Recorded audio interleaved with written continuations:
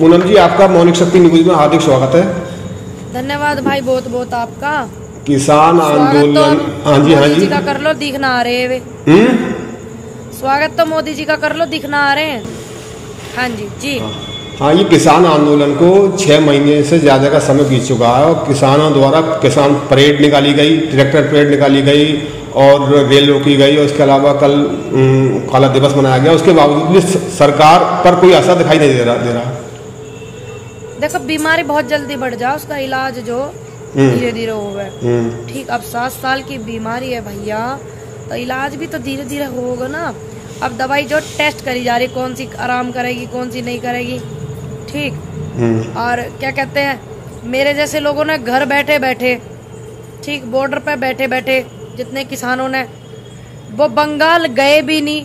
किसान मेरे बुजुर्ग बिना बंगाल जाए वहाँ की जनता से अपील कर करके किसानों ने सुनी उनकी बात। जो यहाँ बैठे हम जैसे लोग, ठीक, हमें बंगाल जाने की जरूरत भी नहीं पड़ी और यहीं से हम लोगों की बात सुनी बंगाल की जनता ने।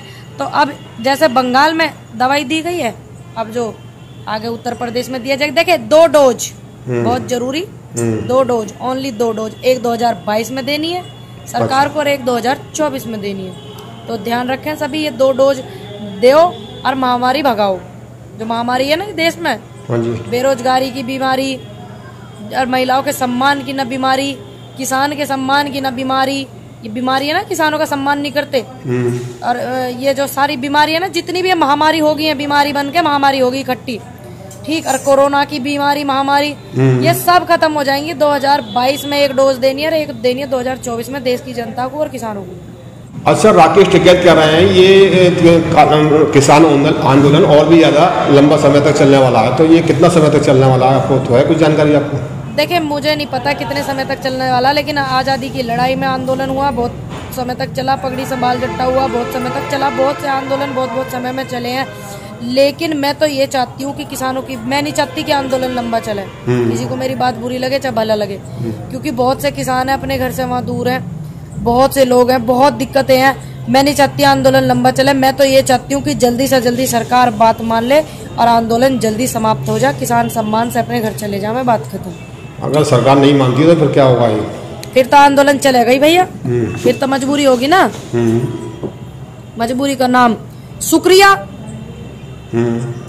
ठीक, फिर तो मजबूरी, फिर तो करेंगे, चाहे फिर 2024 तक करना पड़े। अच्छा, ये बाबा रामदेव का एक वीडियो वायरल हो रहा है जिसमें उन्होंने कहा था कि ये डॉक्टर कर रहे हैं, इनको लिहाज नहीं आ रही। भगवान स्वरूपी मानने वाले डॉक्टरों को ऐसे अभद्र भाषा में, जैसे नरेंद्र मोदी जी ने करा था ना, दीदी ए दीदी, बंगाल में चुनाव से कितने अलग दिख रहा था अहंकार मोदी जी के चेहरे पे। और वो अहंकार उनका, उन्हें जो वहाँ पे रिजल्ट क्या आया आपको बहुत अच्छे से पता, ठीक। और ये जो डॉक्टर कर रहे, अरे तुम अपने घरों में पड़े Z+ की सुरक्षा में आराम कर रहे थे, मौज कर रहे थे, जब डॉक्टर और पुलिस प्रशासन कोरोना महामारी में लोगों की मदद कर रहा, तुम्हें शर्म आनी चाहिए।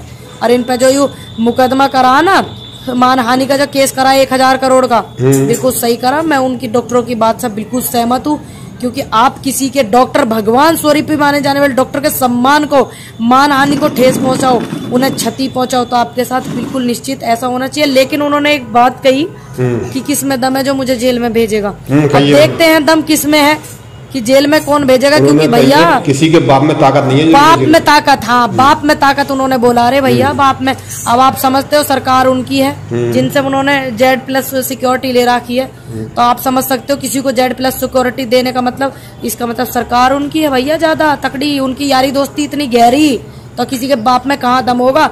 अब मैं देखती हूँ मेरे देश में जो इतने IAS PCS अधिकारी हैं, वो इनको मुंह तोड़ जवाब कैसे देते हैं। मैं देखती हूँ कि मेरे IPS PCS अधिकारी जितने भी है, कोर्ट ये एक तमाचा मार रहा है मुंह पर रामदेव जी, ठीक।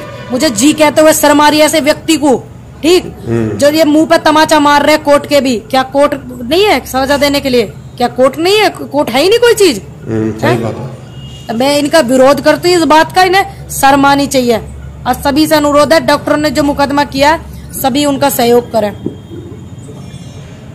अच्छा अच्छा, ये जो गंगा में लाशें निकल रही हैं कि टीवी चैनल में दिखाया जा रहा है कि ये लाशें तो निकलती रहती हैं, बहुत समय से पहले से ही निकलती हैं, तो इस बारे में क्या कहना आपका? अरे कहाँ लिख रही हैं आपसे? पहले ना मीडिया चल रहे, सोशल मीडिया पहले तरह दिखाई इतनी लाश बहती हुई। बेकार की बात कर रहे हो तुम भी बैठ के, समय मत खराब करे करो मेरा। हम नहीं कर रहे बात बैठ के, ये हमने देखा था कि उसमें बताया जा रहा है कि अब पहले देखी, पहले नू बताओ अब सोशल मीडिया ट्विटर कब आया? 2006 में। फेसबुक कब आई? यूट्यूब कब आई? व्हाट्सएप कब आई है? अब से पहले ना सोशल मीडिया चले क्या? अब से पहले इतनी विकराल रूप देखने को मिला जो अब देखने को मिल रहा देश में? ये बेकार की बात करने की वो नहीं है भैया, बहुत गलत बात है। आप भी बेकार की बात करो, सच बताओ। अरे हम नहीं करे, हमने तो दिखा दी जो सच्चाई दिखानी थी, लेकिन सच दिखाओ। उम्मीद करती हूँ मैं आपसे सच दिखाओगे, समय नहीं खराब करोगे आप। जो सरकारी ये बिकाऊ मीडिया, ये नेशनल मीडिया की तरह समय खराब नहीं करोगे किसी का भी। नहीं, हम नहीं ऐसी उम्मीद करती हूँ मैं आपसे। सच दिखाओ, सच, फांसी तो लग जाएगी और क्या होगा। मृत्यु एक सत्य है, निश्चित है। किसी को जवानी में आ जावे, किसी को बुढ़ापे में आ जावे, किसी को समय के अनुसार आ जावे, किसी को बीमारी से आ जावे, किसी को ऐसे ऐसे लोग मरवा देवे जो बड़े बड़े पावरफुल हो। लेकिन मृत्यु सत्य है, निश्चित है, वो आनी जरूर है। ठीक। और इतिहास उन्हीं के लिखे जाते हैं जो झूठ का विरोध करते हैं, तलवे चाटने वालों के ना लिखे जाते हैं। जी अच्छा, ये जो सरकार की नाकामियों को, ये जो खामियाजा कब तक जो जनता झेलती रहेगी? ये भैया अब तो हमने यू गलती पाल ली, जनता तो झेल ही रही है। जब तक ये ना मानेंगे झेलेंगे ही। ठीक। उसके बाद 2 डोज बहुत जरूरी, एक 2022 में और एक 24 में। फिर जनता क्यों झेलेगी? अच्छा, वो 2 डोज बहुत जरूरी है, सारी महामारी दूर भाग जाएंगे। आप देख लेना, मेरा विश्वास है। अनुरोध करती हूँ आप अपने वोटों का सही इस्तेमाल करें, सही से इस्तेमाल करें। जैसे कि हम लोग बंगाल नहीं गए भाई, यहीं से बैठ के जनता से अपील करी थी। ठीक। ये हम लोग बंगाल नहीं गए, यहीं से बैठ के अपील करी थी जनता से। किसानों ने बात को समझा, सराहना करती हूँ मैं समझदार लोगों की। ठीक। ऐसे ही आप 2022 में बात को समझें। एक डोज 2022 में जरूरी, एक डोज 2024 में जरूरी।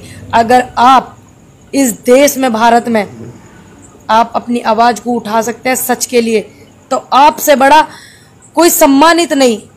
सच के लिए आवाज उठाओ भाई, उठानी चाहिए। और सारी चीजें संविधान के दायरे में करनी चाहिए। संविधान कहता है कि हम अपनी बात रख सकते हैं, संविधान कहता है कि हम अपनी आवाज उठा सकते हैं। ठीक है, बहुत बहुत धन्यवाद पूनम जी, आपका हमें दिया, आपने कीमती समय दिया। धन्यवाद भाई।